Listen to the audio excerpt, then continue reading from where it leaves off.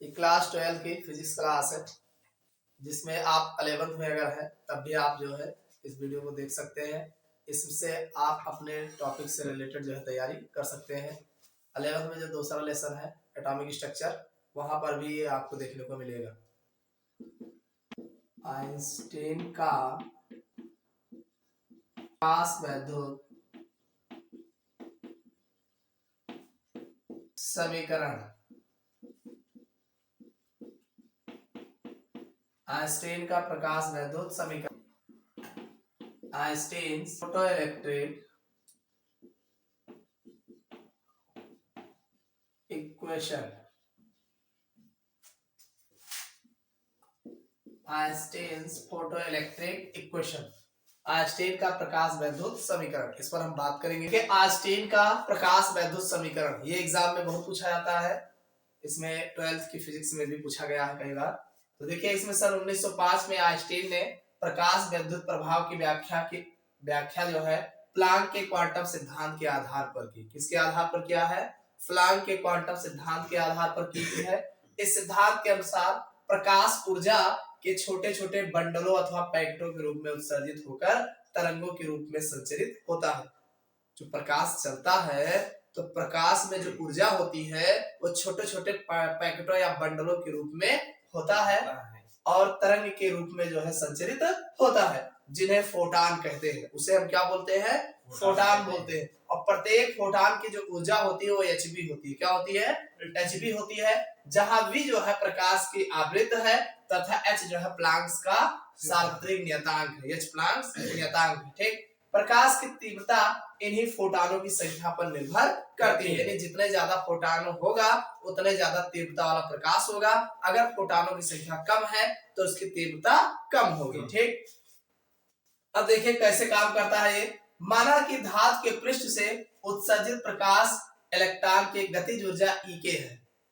मैंने मान लीजिए धातु का पृष्ठ है, उस पर जब प्रकाश डालते हैं तो उसमें से वो क्या करता है? प्रकाश उसमें से कुछ कार्य करता है, उसकी कुछ ऊर्जा जो है उसके इलेक्ट्रॉन को बाहर निकालने के लिए यूज होती है। तो वही कह रहा है कि उत्सर्जित प्रकाश इलेक्ट्रॉन की गतिज ऊर्जा E है तथा धातु से एक प्रकाश इलेक्ट्रॉन बाहर निकालने के लिए आवश्यक ऊर्जा, यानी अब उसमें जैसे मान लीजिए आप एक पैकेट दिए उसको ऊर्जा धातु के पृष्ठ पर, और धातु के पृष्ठ पर जब एक पैकेट ऊर्जा दिए तो उसमें से कुछ ऊर्जा जो है उसके इलेक्ट्रॉन को बाहर निकालने में लग गई।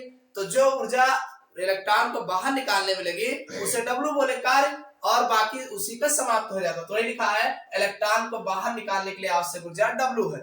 W है तो W को धातु का कार्यफलन कहते हैं। W को धातु का कार्यफलन कहते हैं तथा इसका मान भिन्न भिन्न धातुओं के लिए भिन्न भिन्न होता है। अरे हर धातु पर अलग अलग ऊर्जा लगेगा तो अलग अलग वो इलेक्ट्रॉन उसी हिसाब से बाहर निकलेगा। तो ऐसे यहाँ है, मान लीजिए Hb जो होगा ये W कुछ तो कार्य करने में लग गया, ये कार्य हो गया, और ये Ek जो है इलेक्ट्रॉन जो है गतिज ऊर्जा उसकी Ek गतिज ऊर्जा है, और ये जो है W कार्य किया इलेक्ट्रॉन को बाहर निकालने में।